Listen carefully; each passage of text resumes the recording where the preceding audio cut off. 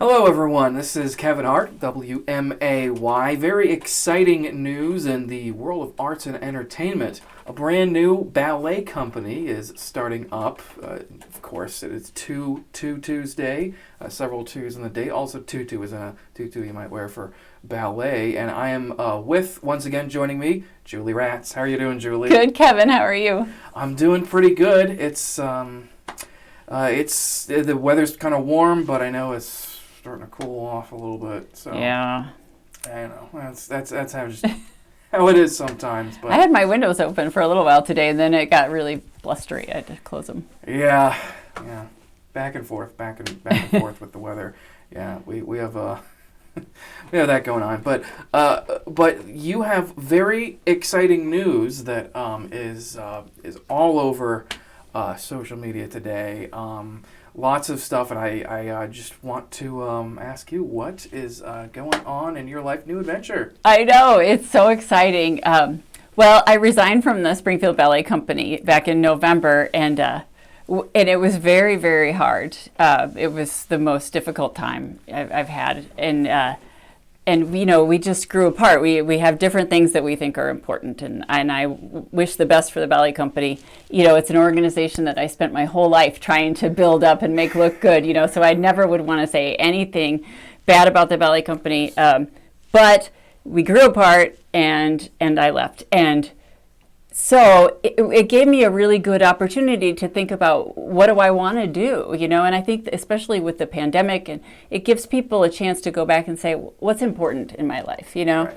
And so I was very lucky to be trained by Grace Nanavati, and I really wanted to continue her mission and the vision that she had. And so, you know, other dancers in town and dancers that have moved all over were trained by her, and she was trained by Mildred Caskey, who started the Copper Coin Ballet Company. And so, you know, I sort of picked the brains of all of my friends in the arts community that I respect the most, and what can we do? I don't want to do the same thing. I want to do something different. There's no need for two ballet companies in town. It's just not big enough for both of us.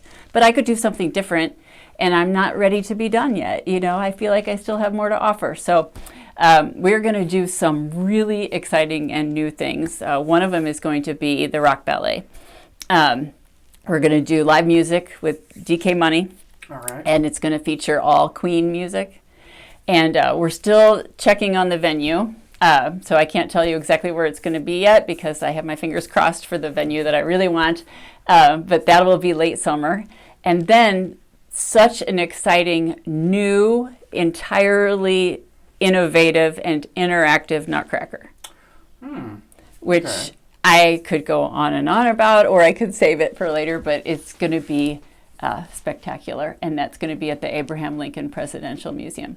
Wow, that is... I know. I'm so excited.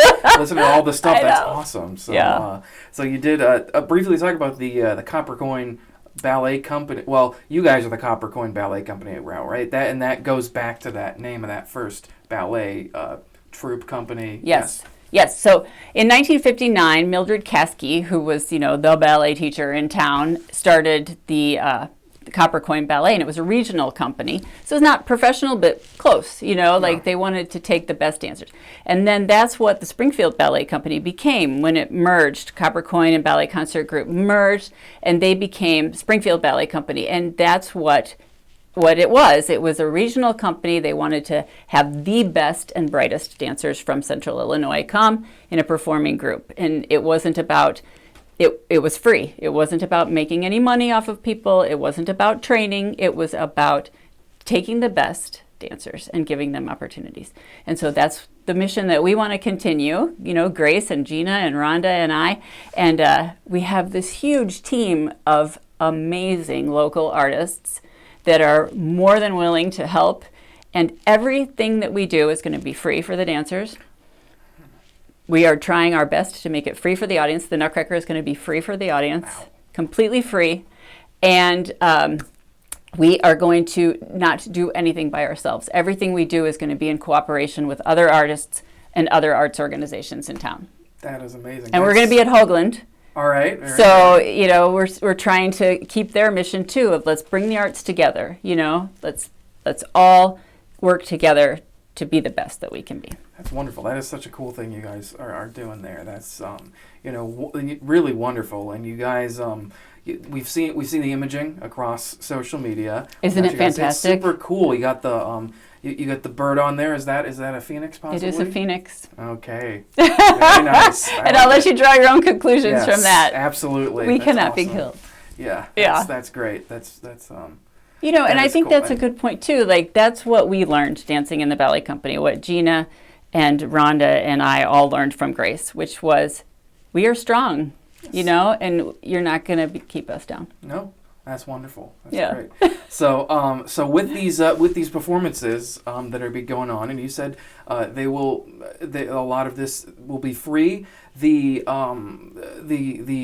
company of dancers that you are going to be working with, how is that? Auditions? Are you looking for people? What's coming up? Yes, you can go to coppercoinballet.org and you can see exactly what we're looking for in auditions. But auditions will be April 3rd at Hoagland Center for the Arts, and so we're looking for company dancers, and what we hope is to get to a point where eventually we can pay scholarships to those dancers. So we would pay the area dance studio for their classes so that they wouldn't have to pay, and then we're also looking for extra cast members for the Nutcracker. So if younger kids, like 8 and up, want to be in the Nutcracker, then they can audition on April 3rd as well. Okay, very good. Well, that's wonderful. So that'll be for the Nutcracker, rock ballet possibly as well, and Rock Ballet definitely. We just are not ready to announce where. Okay. Okay, very good. So, but it's going to be great. Yeah, and then you go. I'm sure got a lot of things.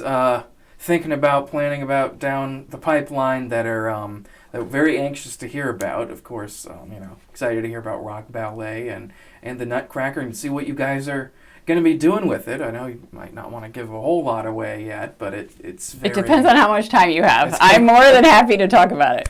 Okay, well, yeah, I didn't know if that was anything you wanted to keep keep for the viewers to see when they see it. But I mean, if you do want to give us a little taste, you can if you would like to. Well, it's going to be in.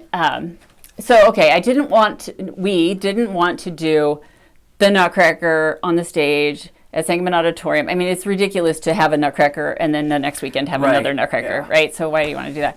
So the Lincoln Museum has this beautiful theater, the Union Theater, where they show Lincoln's Eyes. Yes. And downtown Springfield has the Holiday Walks, right? And Edwards Art Place has, the Springfield Area Arts Council has the Edwards Place. So all 3 of those organizations are going to work together to put on this Nutcracker. So you are going to be able to travel like you're in the performance from one thing to the next. So the party scene is going to happen at the Lincoln Museum library across the street. And then you'll move to the atrium of the museum where the snow scene will be happening, and it'll be snowing and snowflakes will be dancing. And then you'll move to the theater where you'll watch the variations from the second act. Wow, so it's only February? I gotta wait to see? Oh, I know, it's so exciting. That sounds awesome. And it's going to be great because if you want to see one part of it, it's going to be 18-minute sections because 18 minutes is the sweet spot for people to be able to sit still and watch something. So 18 minutes of each section, and you could go to just see Act 2, or you could just see the snow scene or just the party scene. And because it's every Wednesday and Saturday from Thanksgiving to Christmas, you could see one day and then come back and see a different part another day. Oh, that's awesome. I know. I'm super excited about it. Yeah, that's awesome. That's super cool. And those are the sorts of things that you guys are going to be doing at the Copper Coin Ballet.